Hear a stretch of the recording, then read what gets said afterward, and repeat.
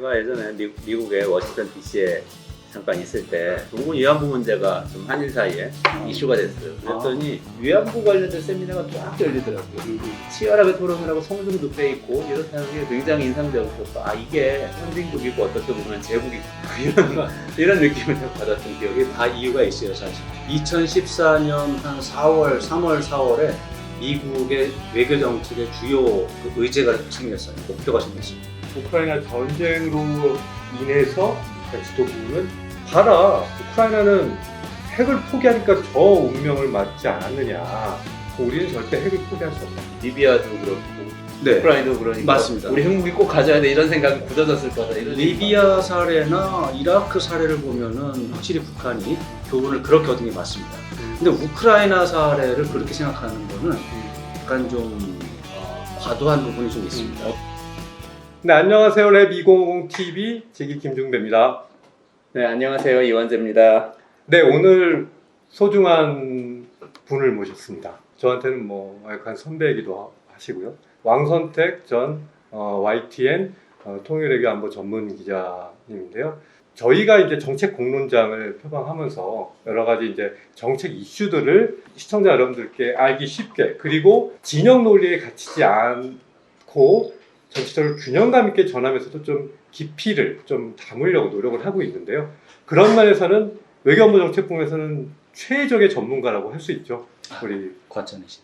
왕 선배를 모시고 오늘은 되게 일단은 소개를 좀 드리면서 네.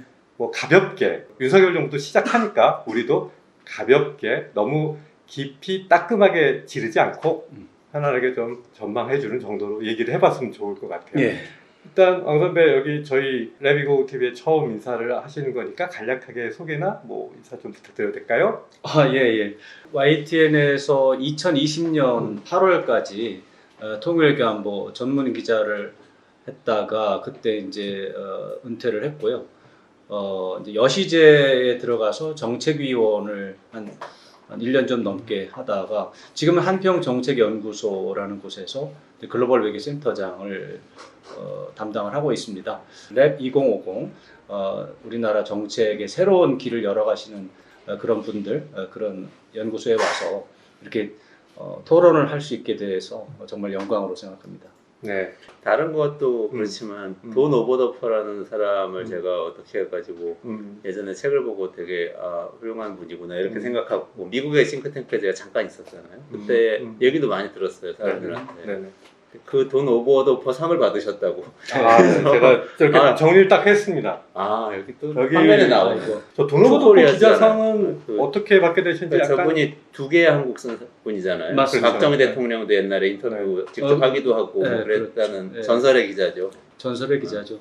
돌아가셨죠. 지금은 2015년으로 기억하고 있는데 그때 2015. 돌아가셨고, 그 돌아가셨는데 이제 그분이 한국 문제에 대해서 좋은 책을 많이 쓰시고 또 한국에 대한 연구도 많이 하시고 취재 보도 많이 하셔서 그런 점을 아쉬워하고 또 그런 활동들을 기리기 위해서 주한미국 대사관이 또 주도가 돼서 또 특파원 출신의 단체가 있어요. 한미 클럽이라고 그런 클럽이 또 주도가 돼서 돈 오버더퍼 선배님의 유지를 좀 받들어서 한미 동맹과 관련해서 이제 좀 깊이 있는 기사를 보도를 한 사람을 1년에 한 번씩 선발해서 상을 주자. 그래서 돈 오버더퍼 이름을 좀 길이 남겨보자, 이런 취지로 한 것으로 이해하고 있고요. 2016년부터 제1회 이제 선정이 시작이 돼서 저는 두 번째로 돈 오버더퍼 상을 받았죠. 혹시 뭐 어떤 보도에 대해서 주는 그런 당시에 뭐- 한미 동맹 관계 발전에 기여를 한다거나 한미 동맹과 관련한 외교 정책에 대해서 깊이 있는 분석을 한다거나 또 그런 취지에 맞는 사람 언론인을 대상으로 하는 그런 상이 되겠습니다. 제가 알기로도 우리 왕 선배, 왕 전문 기자님 외교안보 부분에서는 줄기차게 외기를 걸어 오셨기 때문에 네. 예, 그런 부분이 좀 높이 사서 이제 또 두 번째 수상에 어떤 영광이 좀 된 것 같습니다. 저도 또 요새 그 학생이 됐잖아요. 그래서 그러니까 아니 저기 이코노미스트로 활동하는 것에 모자라서 왜 또 자꾸 이쪽 영역까지 또 기본소득, GDP 이런 거 네, 하다가 네. 또 군사 국방대학원 다니신다면서요?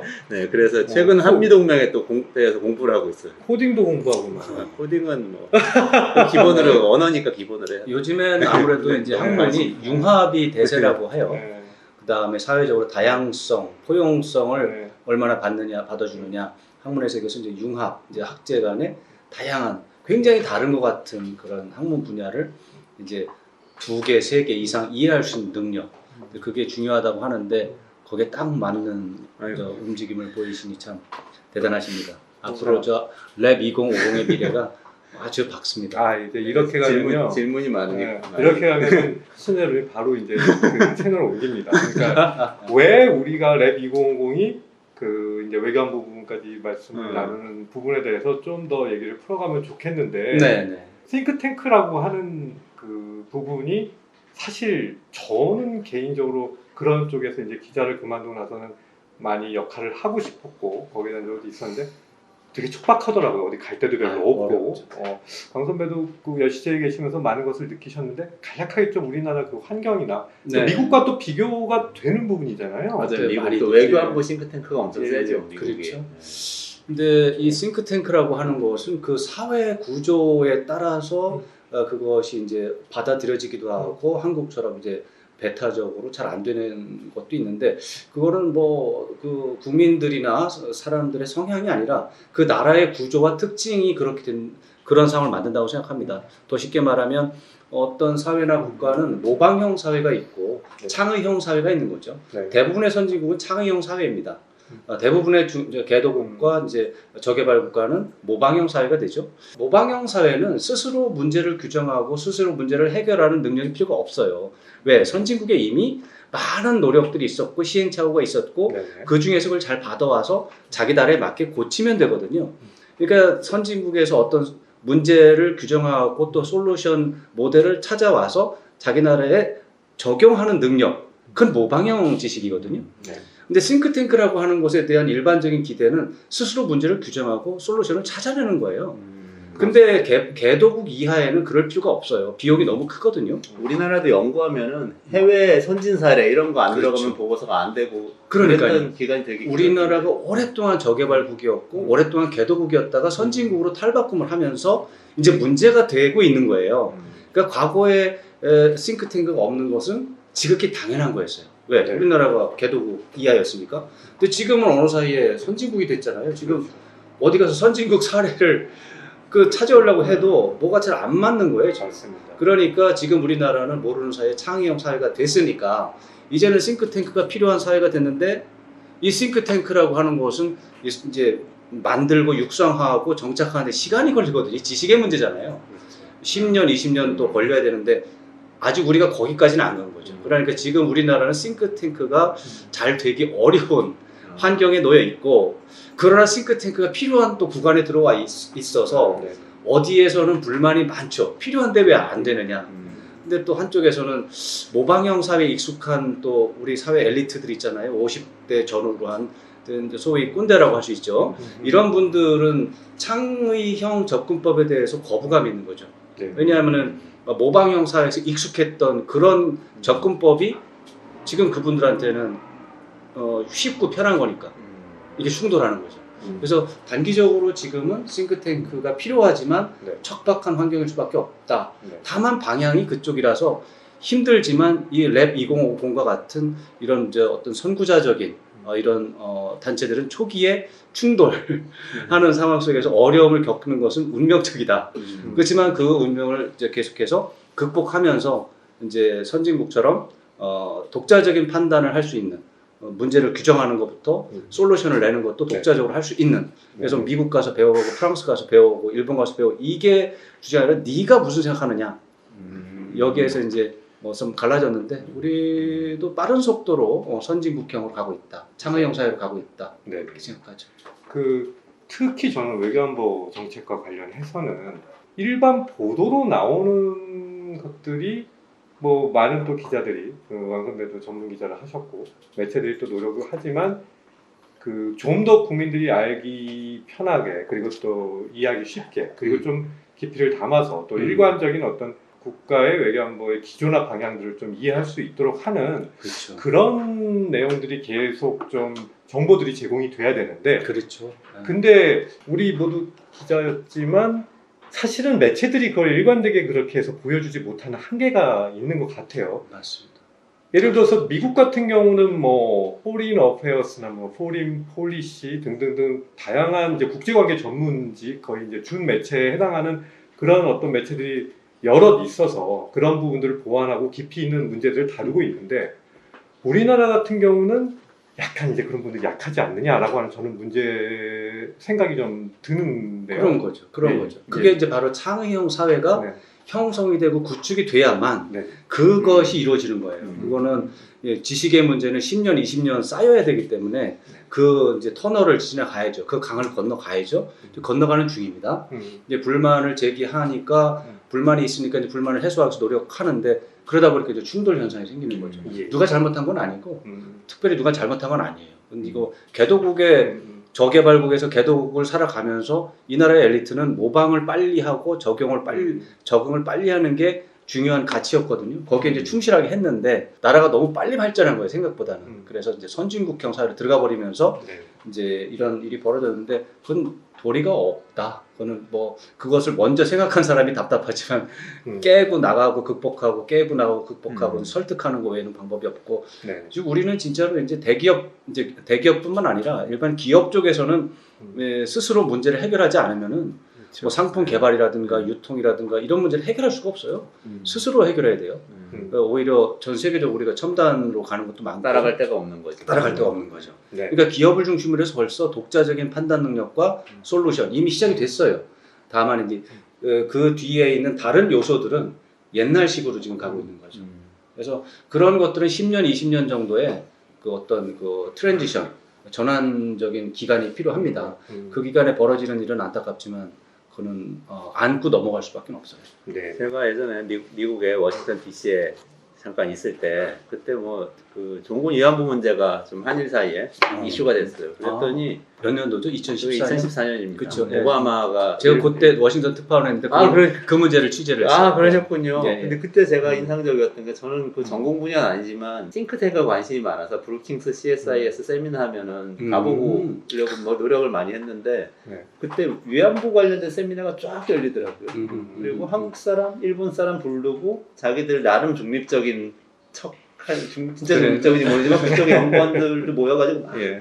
치열하게 하는 토론이 여기저기서 일어나요. 근데 이거 사실 생각해보면 자기 나라 일은 아니잖아요. 종군 위안부 관련은 있지만 그쵸. 당연히 국제질서 안에서 관련은 있지만 그렇지도 않은데 연구소에서 막 이렇게 그렇죠. 치열하게 토론을 하고 성중도 빼있고 이렇다는 게 굉장히 인상적이었고 이게 선진국이고 어떻게 보면 제국이구나 이런 느낌을 딱 받았던 기억이 이게 다 이유가 있어요, 사실은. 2014년 한 3월, 4월에 미국의 외교 정책의 주요 그 의제가 생겼어요. 목표가 생겼어요. 한일 관계를 개선시켜서 한미일 3국 간의 협력을 강화하는 조치로 나아간다. 이게 2014년 초에 그 미국 정부의 외교 목표였어요. 그 목표에 따라서 이제 미국 정부나 아니면 뭐 관련 단체들이 거기에 맞춰서 또 가죠. 그런 뭐 토론회 하고 할 때 그 펀딩 이제 자금이 필요해요. 그런 거에 따라서 이제 싱크탱크나 이런 쪽에서 이제 행사를 주최할 때 스폰서가 들어와야지 하는 게 꽤 많아요. 또 많은 사람들의 관심을 불러 일으키는 주제를 또 찾잖아요. 그럴 때 2014년과 2015년의 화두는 한일 관계 개선이었어요. 그게 2015년이 전쟁 종전 70주년이라고 하는 그 정주년이었기 때문에 그걸 계기로 해서 한일 관계를 발전시키고, 그죠? 그 다음에 이제 한미일 3국 군사협력과 일반적인 협력을 발전시키고, 이게 이제 미국의 목표였고, 그 결과 중에 하나가 위안부 합의예요. 2015년 12월에 그 합의가 이루어진 게 우연이 아니에요. 그게 피보트 아시아하고 뭐 중국을 견제하는 그런 전략하고 다 관련이 있죠. 관련이 있죠. 왜냐면 그렇게 하려면 한미일 그 3국 간의 협력을 하는 게 좋은데 한국과 일본이 싸우고 있으니까 미국의 입장에서 이게 답답한 거예요. 분명히 자유민주주의 질서 안에서 좋은 사례인데 둘 다 일본도 우수한 나라고 한국도 정말 좋은 나라인데 왜 이 두 나라가 하필 싸우고 있느냐.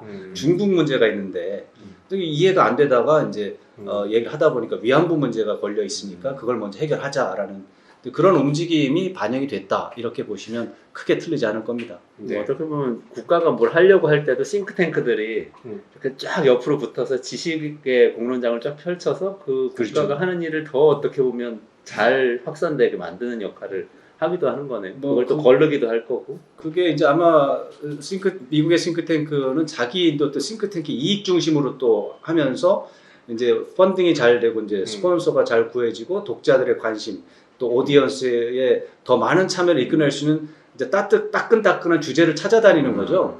그럴 때 이제 정부의 펀딩이라고 하는 것은 중요한 의미가 있겠죠. 네. 자연스럽게 시장의 흐름에 따라서 이루어지는 것 같은데 하여튼 정부의 어느 누군가는 통제라는 말까지는 하고 싶진 않아요. 그러나 정부의 어느 누군가는 예. 그 어떤 여론 흐름에 대해서 나름대로 작업을 하고 있다.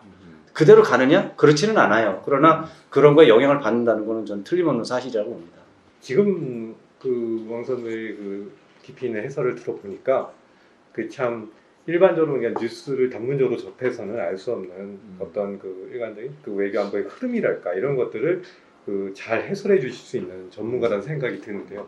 우리가 그런 얘기들을 그 주기적으로 이제 의원들과 함께 나눌 수 있는 것도 되게 소중한 것이다라고 생각이 들고 저는 일말에 이제 제가 갖고 있는 궁금증에 대한 이제 서광이 좀 비치는 듯한 느낌이 드는데 저는 매우 정말 오늘 좋은 기회고 이제 아주 귀하게 모셔서 얘기를 듣고 있다는 생각이 듭니다. 그래서 앞으로 이런 기회들을 많이 갖고 주기적으로 가지고 이제 외교안보 전체적인 흐름이랄까 이런 것들에 대해서 전문가의 어떤 지식이나 이런 것들을 잘 풀어내서 일관된 톤 앤 매너로 시민들이 이해할 수 있게끔 한다면 우리 전체 외교안보에 대한 어떤 이해랄까 국민들의 어떤 전반적인 공론화의 어떤 수준이랄까 이런 게 달라지지 않을까라고 기대를 해봅니다. 그래서 오늘은 그러니까 윤석열 정부가 이제 앞으로 개괄적으로 어떤 방식으로 이제 외교안보 정책의 기조를 가져갈 것인가라고 하는 것들을 선배의 그 숲을 바라보는 어떤 조망의 어떤 입장에서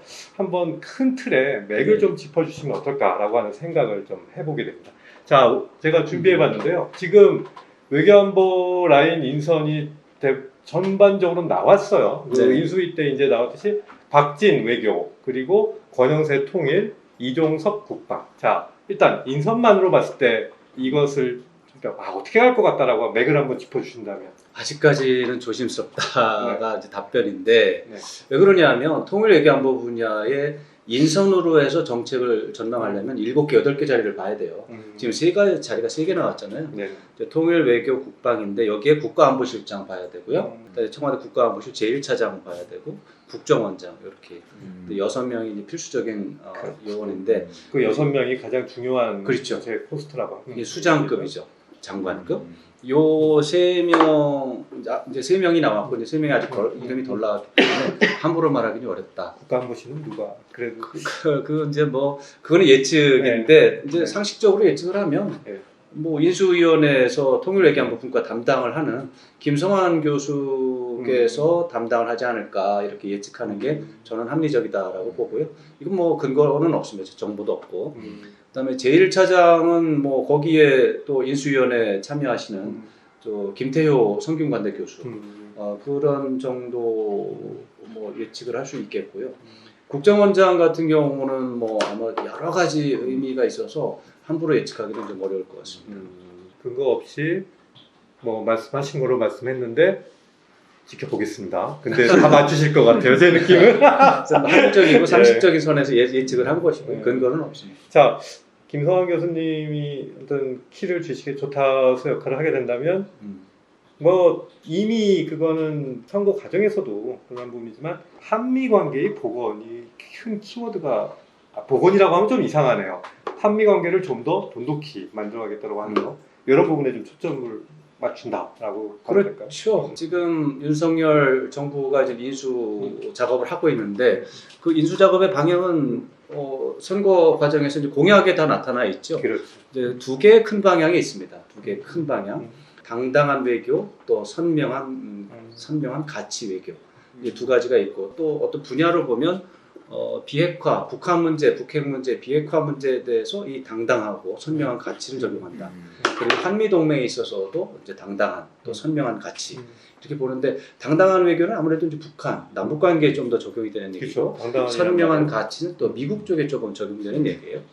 이렇게 봤을 때 그렇게 보면은 아무래도 이제 보수 진영의 일반적인 또 어떤 의견을 반영을 해서 북한에 대해서는 좀 더 강경하게 나갈 것이다. 그리고 미국에 대해서는 우호 협력 관계를 더 강화시키기 위한 어떤 조치들이 있을 것이다. 이렇게 예상하는 것은 큰 무리 없을 것 같습니다. 그런데 그 가치를 가지고 한미 동맹을 이야기를 한다면 예를 네. 들면 뭐 대만하고 중국하고 트러블이 생긴다거나 그렇죠. 뭐 이런 일 주변 그러니까 꼭 북한하고 이 관계만이 아니라 주변에서 그 자유민주주의 소위 미국식으로 말하자면 자유민주주의를 위협하는 어떤 분쟁이 그렇죠. 생겼습니다. 우크라이나 러시아도 마찬가지. 그럴 그렇죠. 때에 같이 우리가 움직여야 되는 그런 방향이 됩니다. 그렇죠. 이제 그런 게 부담이 되죠. 이제 실제로 외교는 현장에 적용하면 또 다른 또 같이 이제 뭐 기준을 들이대 가지고 뭐 희석을 해서 이제 또 다른 그림을 만들어내겠죠. 그러나 분명히 그런 부담이 있습니다. 그래서 선명한 가치 외교를 한다는 것이 사실 어려운 말인데 그런 어려운 말을 일단 또 공약에 포함을 했고 그것에 대해서 어느 정도 또 부합하는 행동도 이건 공약이기 때문에 어느 정도 정책으로 반영이 돼야 돼요. 예. 그래서 그런 부분에 대해서 좀 어려움이 예상이 된다. 이 정도까지는 얘기할 수 있는데 선거 때 한 말하고 집권한 다음은 또 다를 수가 있어요. 현실이 또 달라지거든요. 또 그 2021년에 벌어진 일과 또 2022년 또 2023년에 벌어질 일은 또 다른 양상이 또 생길 수도 있어요. 그래서 그런 차원에서 어떤 유연성을 좀 발휘해 보기를 기대를 하는데 단순하게 이제 앞으로의 상황이 없이 지금 당장 딱 잘라서 요 순간에 선명한 가치 때문에 외교가 부담이 생길까요? 안 생길까요? 당연히 생기죠. 당연히 생깁니다. 그러나 앞으로 시간이 지나면서 상황도 달라지고 대응도 달라진다. 이렇게는 말씀드릴 수 있습니다. 일단은 나오는 뉴스들만 보면 그러니까 이 영상을 찍는 시점에 어제 바로 그 당선인이 그 성김 대표를 만났고 이게 좀 그 사적인 어떤 회합 비슷한 만찬이었죠. 그러니까 정진석 국회의원이시고 국회의원이시고 부의장 성김 대사하고는 막역한 관계라고 또 들었습니다. 맞습니다. 그래서, 제가 알기로는 약간, 뭐 초등학교 동창으로 알고 있고요. 뭐 두 분 사이는 아주 진짜 막역한 친구 사이로 알고 있습니다. 지금 나온 신문에서 어쨌든 그런 어떤 비공식적인 모임이나 이런 것들이 소화가 되고 있다는 건 확실히 그 미국과의 관계 방점을 찍는 당선인의 의지가 좀 드러나는 행보로 이해를 할 수 그렇게 해석을 해도 되는데 사실은 뭐 전혀 비공개 제가 공식 일정인지는 잘 모르겠는데 제가 아마도 아마도 문외한이라 성김 대사가 지금 맡고 있는 일이 뭡니까? 미 국무부 대북정책 특별 대표.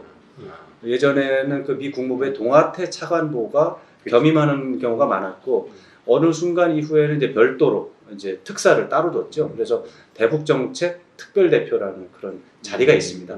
근데 이제 성김 대사의 경우는 이제 인도네시아 주재 대사를 하면서 대북정책 특별 대표를 겸임하고 있습니다. 그래서 일이 있을 때마다 워싱턴으로 날아가고 서울로 오고 해서 이제 일을 보고 있는데 뭐 북한 담당 국장 이런 식 그 정도로 보면 됩니다. 그 정도 급인가요? 국장 우리나라로 보면 국장이죠. 미국 국무부의 차관보는 우리나라의 국장에 해당합니다. 사실상 그 대북 정책의 전반의 사항들을 지금 총괄하면서 맞습니다. 보고 있다는 이게 거 굉장한 영향력이 있는. 영향력이라기보다는 실무 담당자입니다. 영향력은 아무래도 이제 뭐 국가안보보좌관이라든가 국무장관, 대통령 이런 영향력은 여기가 있는 것이고 아태 차관보급인 이 대북정책 특별 대표는 이제 현장에서 실무를 하니까 이제 판단력이 아무래도 가미가 되겠지만 영향력은 이렇게 많은 편은 아니에요. 결국 이제 국장급이기 때문에 권력이라는 부분이 제한적일 수밖에 없습니다. 결국은 뭐 대통령, 부통령, 국무장관, 국방장관, 그다음에 백악관, 국가안보보좌관 이분들이 북한 문제에 대해서 적극적으로 문제를 해결하겠다. 아니면은 어떤 뭐 대화와 협상을 통해서 해결하겠다. 아니면 제재와 압박을 하겠다. 이런 식의 이제 판단을 해야 그게 이제 실무 이제 협상 대표는 그러한 이제 지침들을 받아서 일을 하는 거죠. 좀 제약이 많습니다. 사실 대북 정책 특별 대표. 그 상황에서 봤을 때 지금의 미국 정부가 사실 중국과의 어떤 문제들이 현안으로 많이 이제 더 돼 있고 중대 관심사죠. 그게 예. 거의 골격입니다. 사실 북한 문제를 해결하는 데 있어 리소스가 많지 않다라고는 얘기들이 많이 지금 있는 걸로 알고 있는데요. 어떨까요? 미국의 커밋먼트, 그러니까 대북 문제를 해결할 수 있는 어떤 집착이랄까 강도 등은 당분간은 어떤 정도로 이해를 하면 될까요? 북한 문제, 북핵 문제에 대한 미국의 입장은 한 이중적, 삼중적 문제가 있다고 봐야 됩니다.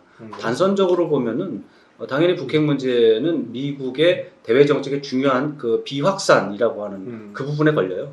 대량 살상 무기의 확산을 저지를 해야 되는데 북한이 거기에 저항하고 이제 반발하고 있거든요.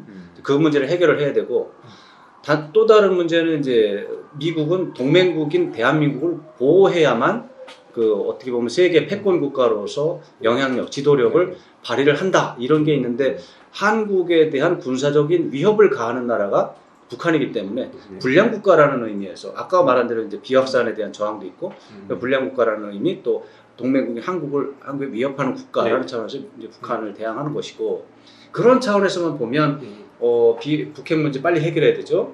그다음에 남북관계 맥락에서 동맹이라는 맥락에서 한국에 대한 군사적 위협을 빨리 해소하는 게 좋겠죠. 그러나 또 다른 측면에서 보면 미국은 이제 패권을 계속해서 유지하는 그 자체가 또 중요하죠. 오히려 더 크죠. 그런 차원에서 북한 문제를 해결하기 위해서 미국의 전반적인 지구촌 전체를 관리하는 그런 맥락에서 과도하게 위험을 감수하면서 북핵 문제 해소할 필요가 있겠느냐. 예를 들어서 북핵 문제 해결을 위해서 어떻게 보면 과도한 양보안을 제시를 해서 북한을 협상에 끌어들이기 위해서 이제 양보를 해야 되는데 너무 많은 양보를 했을 때 다른 지역에서 불량 국가들은 어떻게 대응할 것인가 고민에 쌓이는 거죠. 이제 북한이 좀 강하게 높은 수준의 양보를 원하고 있는데 그렇다면 미국의 입장에서는 문제 해결보다는 상황 관리를 하겠죠. 그 외부적으로는 문제 해결을 하는 게 목표가 틀림없어요. 그렇게 말해요. 그러나 말씀드린 대로 뭐 이라크도 있고 이란도 있고 뭐 저쪽에 시리아도 있고 이렇게 불량 국가가 나타날 수 있는 여러 가지 또 있고 미국의 질서에 정면으로 도전하는 중국도 있고 뭐 러시아도 있고 뭐 이런 상황 속에서 북한에 대해서 어느 정도까지 양보할 것인가? 양보 많이 못 하겠죠. 그러면 이 상태 상황 관리에 방점이 갈 거라고 보고요. 그 상황 관리와 북핵 문제 잘 되면 해결이지만 잘 못 돼도 상황 관리를 한다라는 그 기준점 어디에선가 왔다 갔다 하면서 조절을 하는 것이고 그 공간을 한국 정부가 어떻게 파고드느냐 또 북한이 거기에 대해서 어떻게 대응하느냐에 따라서 조합이 달라지는 것이지 그래서 미국이 북핵 문제 해결에 진정성이 있다 없다를 너무 그거에 집중하다 보면 답이 안 나와요. 왜? 미국도 문제 해결을 하고 싶다고요. 하고 싶은데 북한이 잘 안 받아주고 또 한국이 강하게 요구하지 않아. 그럼 그대로 내버려 두는 거예요. 그런데 이게 어느 순간에 탁 조합이 맞는 경우가 있어요. 한국 정부가 굉장히 적극적으로 이제 외교를 통해서 문제를 해결해야 된다. 북핵 문제 해결을 위해서 미국이 협조를 하면 좋겠다라는 의견을 주면서 대신 미국에 대해 이런 이익을 주겠다.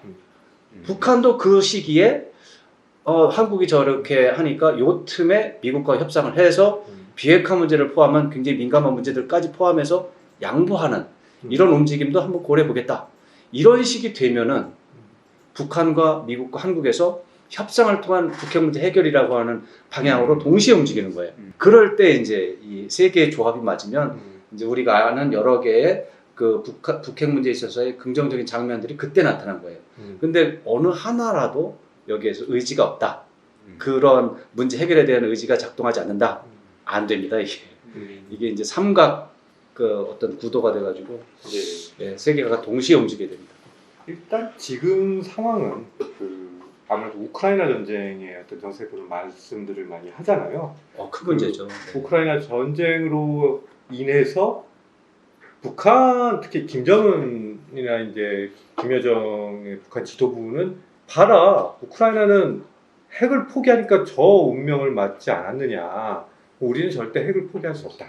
라고 하는 어떤 그러한 어떤 인식의 틀을 더욱 강화할 가능성이 높다라고 이제 예상이 되는 부분이고 실제로 지금 북한의 어떤 우리 실험하겠다는 식의 어떤 약간 도발의 어떤 행보들이 나타나고 있는 것도 좀 강경한 쪽으로 좀 돌아선 거 아닌가라고 하는 생각들도 좀 하게 되는데 뭐 그런 분석을 들은 바가 있습니다만 네, 북한을 좀 설명을 좀 지금 어떤 입장이고 얘네들 어떻게 움직이고 상식적으로 저도 그런 얘기 많이 해요. 리비아도 그렇고 네. 우크라이나도 그러니까 맞습니다. 우리 핵무기 꼭 가져야 돼 이런 생각이 굳어졌을 거다. 이런 리비아 사례나 이라크 사례를 보면은 확실히 북한이 교훈을 그렇게 얻은 게 맞습니다. 근데 우크라이나 사례를 그렇게 생각하는 거는 약간 좀 과도한 부분이 좀 있습니다. 어떤 요소? 왜냐하면 우크라이나가 그 국가 단위로 독자적으로 핵무기를 보유하려고 해서 보유한 게 아니고 소련이 해체되는 과정에서 물리적으로 거기에 시설물을 인계받은 거죠. 네. 그렇기 때문에 우크라이나 입장에서는 그 핵무기를 계속해서 유지하려고 했던 의지가 거의 없었다라고 보는 게 맞고요.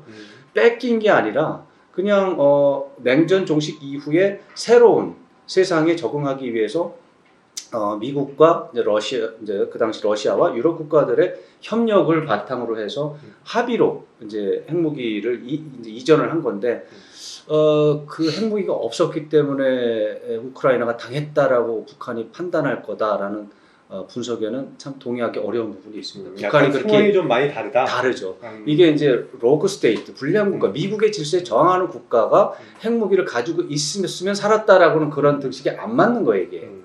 그런 물론 이제 핵무기를 가진 강대국이 핵무기가 없는 약속을 건드렸다.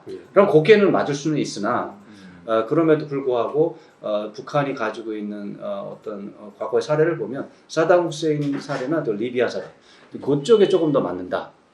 또 하나의 뭐 문제가 있는데 어떤 뭐 북한이 우크라이나라고 하는 문제에서 소련이 러시아가 형제 국가를 침공하는 문제에 대해서 어디까지 찬성할 것인가? 그죠? 러시아가 자기의 외교 정책과 일치되지 않는다고 해서 우크라이나를 침공하는 것을 용인한다면, 예를 들어서 북한이 미국과 협상을 해서, 그죠? 협상해서 대담판을 이뤄내고 북핵 문제 해결하고 이제 국제사회 편입이 되잖아요. 러시아가 어떻게 할까요? 침공하는 거 아닙니까? 또. 그렇죠. 그러니까 러시아가 그런 생각을 우크라이나 할 나토 가입과 같은 문제에 대해서 러시아의 우크라이나 침공을 지지를 하면 나중에 미국과 담판해서 미국과 관계 개선해서 하면은 러시아 입장에서 국경선을 나누고 있는 나라가 그 친미 국가가 될 수도 있다. 그 침공할 수 있겠죠. 통일돼도 비슷한 일이 벌어지는 거 아닙니까? 그럴 수도 있겠죠. 우리나라 체제로 통일이 된다고 하면. 그렇죠. 그러면 이제 북한의 일관성을 가질 필요가 있어요. 그럴 때. 그런 차원에서 북한 입장에서는 유보적인 면이 있을 거예요. 거기다가 북한의 외교 목표의 제1의 목표는 이 안보 문제의 불안정성을 극복하고 해소하는 거예요. 사실 북한이라고 하는 나라를 이해할 때 미국의 패권에 저항해서 독자적으로 독립적으로 지금 저항하는 건 틀림없으나 역설적으로 북한의 생존과 번영에 가장 좋은 시나리오는 미국과 담판하는 거예요. 미국과 담판을 해가지고 협상을 해서 그 안전을 확보하고 또 마음껏 경제 발전해 나갈 수 있는 여건을 마련하는 거죠. 그러니까 미국에 대해서 저항하는 것 자체가 목표가 아닌 거예요. 예를 들어서 러시아나 중국의 경우는 나라가 너무 크니까 미국과 정면 대결하는 구도가 20년, 30년 가도 그건 해볼 수 있다라고 판단할 수 있는 거예요. 그러나 북한의 입장에서는 나라 규모가 작고 그러기 때문에 미국과의 담판을 통해서 안전보장 문제와 경제 지원 문제를 해결하는 게 제일 좋은 거죠. 근데 좋은 조건으로 협상을 해야 되니까 지금 버티고 있는 건데, 근데 그런 목표가 한쪽에 있는데 전술적으로, 단기적으로, 임시적으로 우크라이나 문제에 편승해서 큰 목표를 어그러뜨릴까요? 저는 이런 것들을 고려할 거라고 봅니다. 그러면 적당한 수위 조절과 적당한 액션 조절이 있을 겁니다. 그래서 북한이 전적으로 우크라이나를 비판하거나 전적으로 러시아를 지지하는 행동하기보다는 지금 일시적으로 북한이 너무 힘들기 때문에 러시아에 일시적으로 편성하지만 장기적으로 러시아가 우크라이나 침공한 거를 적극적으로 지지할 수는 없다. 지지하는 게 유리하지도 않다. 그렇다면은 적절한 수위에서 조절할 것이다. 이렇게 보고 있습니다. 정리하면 어쨌든 북한은 계속 갈등 구조로 강경하게 이렇게만 가지는 않을 거다. 맞습니다. 예. 미국과의 되게 협상이 필요하기 때문에. 그건 일단 기대를 갖게 하는 부분인 것 같습니다. 뭐 한 가지 더 말씀드리면 2016년, 2017년에는 엄청나게 강렬하게 그 핵과 미사일 총력전을 벌인 거예요. 그것이 협상에 도움이 된다고 생각하고 도움이 되든 안 되든 그거 이외에는 다른 법이 없다고 생각했거든요. 근데 지금 이제 핵과 미사일 역량이 상당 수준에 올라가서 미국을 두려움에 떨게 만들었다라고 하는 등식은 만들어낸 거예요. 실제로 불안하는지 모르겠어요. 저는 실제로 미국이 두려워할 거라고 생각하지 않아요. 그러나 그렇게 말을 할 수 있는 여건은 됐다라는 거예요. 특히 북한 국내의 어떤 수요에서 그런 상황에서 아무래도 미국과의 관계에서 굉장한 수위와 속도 조절이 있을 것이다. 북한 입장에서 김정은의 입장에서 봐도 좀 답답할 거예요, 그렇죠? 고민을 많이 하는 것 같아요. 지금 최근에 벌어지는 행동도 막연하게 미국에 저항하고 그런 반발하고 판 깨려고 하는 게 아니라 굉장히 그 조절을 하는 게 역력하게 보여요. 협상을 염두에 둔 고도의 어떤 계획, 고도의 준비 그런 게 있다고 봅니다. 그 말 한번 섞어보고 싶어가지고 막 주먹질하는 그런 케이스라는 그런 미사일에서 굉장히 이제 이 굉장히 이제 큰 문제이기 때문에 단순하게 그렇게 표현했을 때 약간 이제 가볍게 받아들여지면 어떨지 걱정이 되는데 하여튼 쉽게 이해하려면 그런 거예요. 미국과 협상을 해서 대화를 해서 문제 해결을 하는 게 최종 목표인데 이게 대화를 내가 봐도 요청하면은 협상이 이제 잘 진전이 안 되고 나한테 불리하게 되는 거예요. 그러니까 이제 미국이 먼저 협상을 요청하게 만드는 구도를 만들고 싶다. 그래서 좀 값이 비싸게 이 협상이 좀 돼서 마지막 양보안이 좀 더 큰 양보를 받고 싶다라고 하는 그런 부분이 있고 그 과정 속에서 이제 안보에 대한 확보, 그죠? 이제 뭐 국교 수립이라든가 평화협정 체결이라든가 이런 문제에 대해서 좀 더 안전하게 하면서 경제 지원은 최대한 많이 받아내서 국가 경제 발전에서 그동안 뒤처졌잖아요. 지금 냉전 종식 이후에 북한은 거의 뭐 저개발 국가 중에 대표적인 나라잖아요. 이랬을 때 경제 발전을 가능한 좀 빨리 하고 싶겠죠. 그래서 4차 산업혁명에 퀀텀 점프를 해가지고 싱가포르와 같은 그런 엄청난 그런 거를 만들고 싶은데 지금 잘 안 되고 있어서 좀 답답할 것 같습니다. 이제 북한의 입장과 이제 미국의 입장의 전반적인 내용들을 설명을 잘 들어봤는데 관건은 또 중국일 것 같아요. 특히나 우리나라가 미국 쪽에 좀 더 가까이 간다라고 하는 것이 지금 통설이라면 중국 시진핑 주석은 좀 마음이 불편하지 않을까?